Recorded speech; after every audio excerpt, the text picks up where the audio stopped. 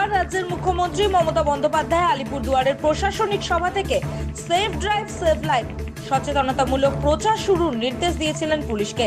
সেই নির্দেশ মেনে এবার মাঠে নামল পুলিশ। বৃহস্পতিবার সকালে কামাখাগুড়ির বাজার চৌমাথাতে কামাখাগুড়ি ফাঁড়ির পুলিশের তরফে নাটকের মধ্যে দিয়ে পথে নিরাপত্তা নিয়ে সচেতনতামূলক প্রচার করা হয়। কামাখাগুড়ি ভলেন্টিয়ারি অর্গানাইজেশনের সঙ্গে যৌথভাবে এই কর্মসূচি করা হয়েছে। উপস্থিত ছিলেন কামাখাগুড়ি ফাঁড়ির আধিকারিক, স্বেচ্ছাসেবী সংগঠন ও ব্যবসায়ী সমিতির কামাখাগুড়ি কেভি অর্গানাইজেশনের পক্ষ থেকে সেফ লাইফ সম্পর্কে নাটক করে সাধারণ পাবলিককে যে সচেতন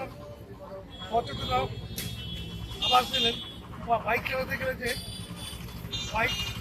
হেলমেট ব্যবহার করতে হয় সেটা যে বুঝিয়ে দিলেন, তার জন্য আমি কামাখাগুড়ি পক্ষ থেকে সবাইকে